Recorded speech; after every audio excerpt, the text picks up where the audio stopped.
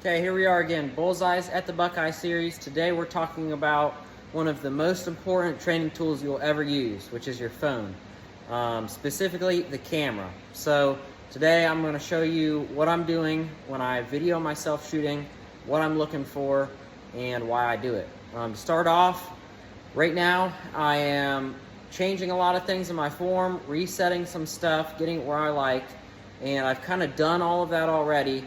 And right now, I just want to double check that I'm doing it right and catch any little bugs in my shot that I'm doing that I'm not noticing. So having that camera looking from the outside is very important when you're trying to fix those little things that you wouldn't really notice as a shooter.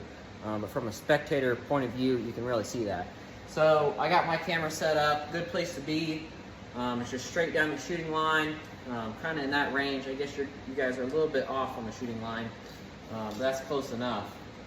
I'm going to go ahead and take 3 shots here, and then I will review the footage and let you know what I'm looking at and what I want you to look at.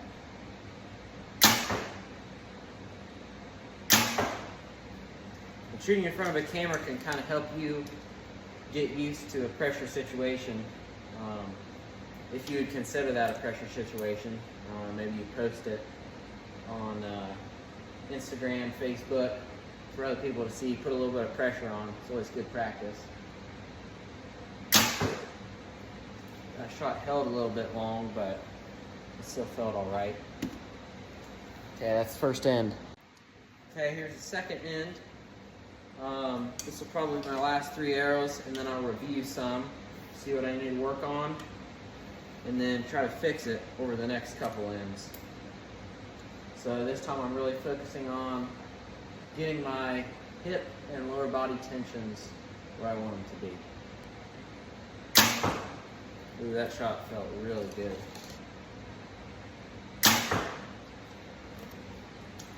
And you'll notice that I still have very little weight on my stabilizers. I think that's what, 3 in the front and maybe 7 in the back. Still really want to get my form dialed in before I add any more weight.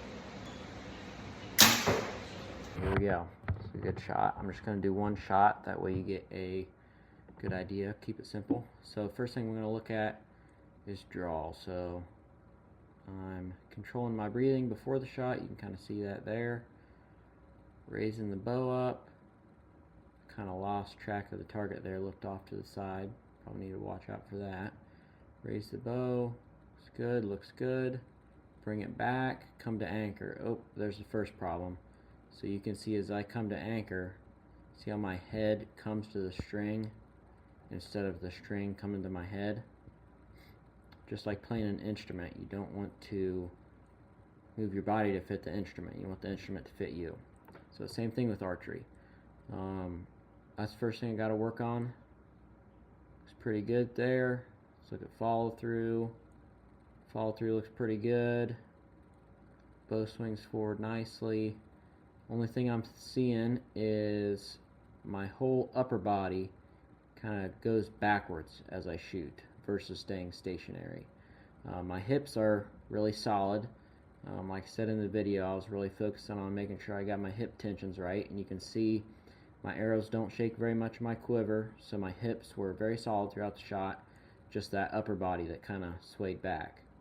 So I'm going to go back to the range here and practice that a little bit more. This next part's kind of like take 2 of the last clip. It's got a little bit more information, but if you want to skip it, it's about 1 minute and 20 seconds long. Okay, so I'm watching this shot here, drawing it back. Draw cycle looks pretty good. I'm seeing a little bit of movement up in the head as I anchor. Follow through look pretty good. I'm going to play it back a little bit so you can watch my head as I come to anchor. See how I bring my head to the string more than I bring my string to my head? That's not what you want. You want your head to be stationary throughout the shot and draw cycle. Follow through looks pretty good. The only thing that I'm seeing here is my upper body kind of swings back as the shot goes off. See how that moves backwards? My hips are pretty stable, which is perfect. That's one big thing that I like to look at is after every shot, do your arrows shake in your quiver? So you can see my arrows shake just a little bit, but they're always going to shake some. Some guys, they'll throw their hips, forward as they shoot, and cause some pretty crazy motions there. But you can see I'm pretty stable. I like that. But it looks like I need to work on moving my shoulders and upper body as I release, as well as bringing my head down on the string. You can see it really good right there. But other than that, I'm looking pretty good. Okay, this time I'm really working on making sure my head stays still as I bring the string to my face. To do that, I'm just really gonna lock my eyes on the target. Your head kind of works like a chicken head, right? Chickens, they lock their eyes on something, and no matter how much you move their body, their head stays still. Our heads kind of work the same way, so that's what I'm gonna do. And then the other thing I gotta work on is making sure my upper body doesn't do one of these as I execute the shot.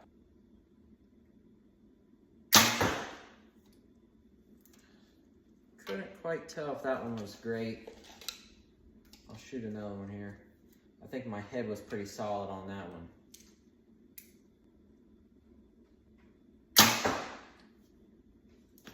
Okay, that one felt pretty good. Let's watch the video of that and critique it just a little bit more.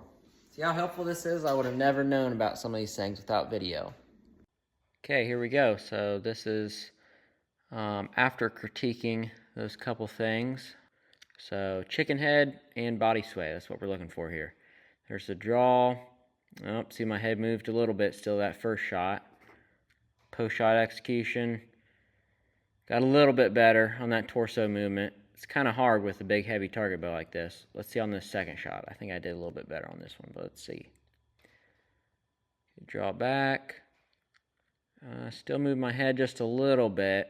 It's hard to get any better than that. About the same on my execution.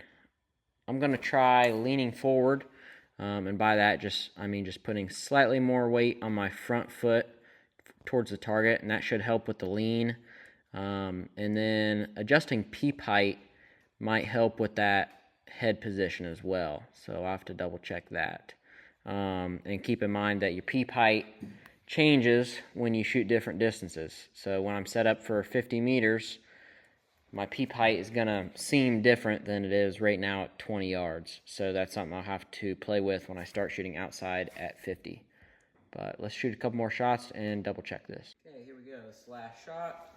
I'm going to put a little bit more weight forward on that front foot. Maybe that'll help with my lean. And then, again, chicken head. Really trying to lock my eyes on something as I draw. Okay, that one felt pretty good. I felt pretty stationary there.